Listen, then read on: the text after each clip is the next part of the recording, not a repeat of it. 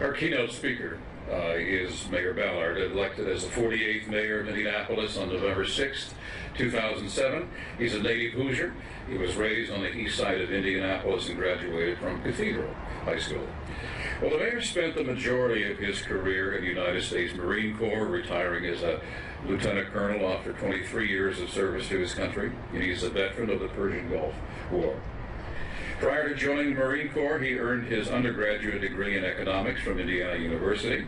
I'd like to ask you to please join me in welcoming a native Hoosier, a great mayor, the Honorable Greg Ballard, Mayor of the City of Indianapolis.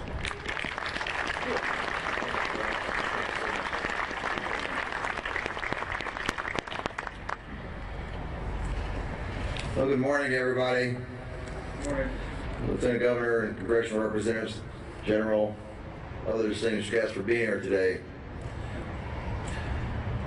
All ladies and gentlemen in the audience, thank you for once again showing up on this special day. Just yesterday, I met one of the few remaining men in our country that served in 3 wars: World War II, Korea, and Vietnam. He's an amazing, cheerful man who knows that the end is near because he has bone cancer. But boy, the stories he could tell. There are many history lessons in the conduct of all of those wars, but there are also history lessons in the receptions that those returning service members received. In World War II, cheering all about, parades everywhere, a sense of euphoria in the country. In Korea, the reception was largely silence. In Vietnam, it was outright hostility to all of the returning service members. 3 wars, and that's how it turned. As a result of that, this audience knows that Vietnam veterans have made it their duty to ensure that no service member gets treated like they did. And they have largely succeeded at that task. Parades for Desert Shield and Desert Storm, 1991, all over the country. Today, when service members return, it might be a bit more localized respect for these veterans that are returning, but it is respect nonetheless. And so it is incumbent on all of us to ensure that the younger veterans understand how much we appreciate what they have done. It's been very difficult for them and their families, with multiple combat deployments in a very short time frame. Their spouses and children, tough as they are, still are affected by the uncertainty, by not knowing what will come next.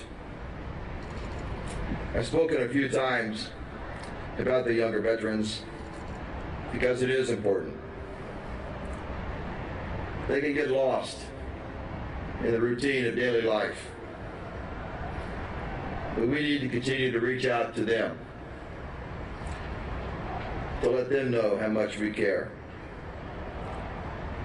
That is something that all of us can do, and it is something that I am asking of you.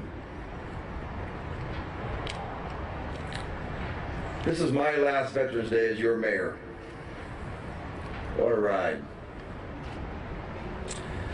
I'm proud of what we have accomplished together. We have the MACV, a Mayor's Advisory Committee for Veterans, been meeting for 8 years. Only someone in the Army could come up with the term MACV. We've had special days honoring the World War II, Korean, Vietnam, and the Gulf War, and the War on Terror veterans. 2 special memories of those days. When we honor those World War II veterans, we brought in the Andrews sisters, not the originals, but we did bring in the Andrews sisters. And as they sang their songs, you only had to look in the eyes of those World War II veterans as you could see them going back to that time frame. You could see the smile come on their face and the memories coming back to them 60 years ago. It was remarkable. I also remember very, very well the Vietnam veteran service that we had. I'll never forget it. It's still the most powerful day of my life. May 17, 2008. The service itself lasted 1 hour. I spent an hour and a half after the service staying here talking to everybody that wanted to talk to me. I heard such things as, "You healed my family." Until now, I never knew what my grandfather or uncle was going through. Now I know.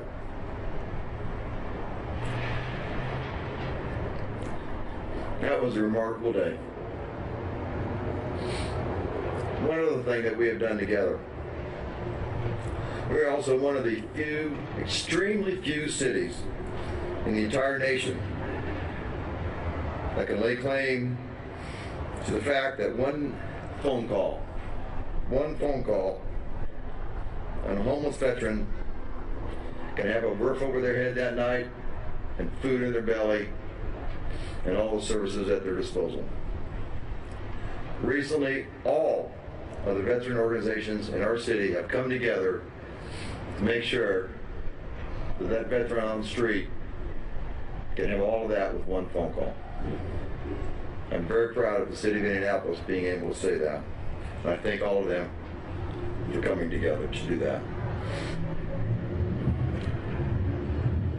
Just on a more personal note, I want to thank one man in particular, Brigadier General Stuart Goodwin, who runs this museum behind us and many other facilities here in the city of Indianapolis. He is the best friend that any veteran can have in this city. He's standing right over there. Stuart, thank you.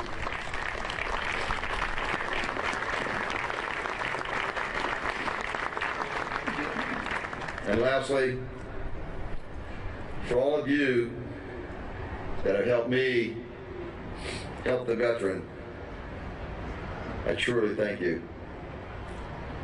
I think we have moved the ball forward, and I think it's been a remarkable, remarkable journey. Thank you so much.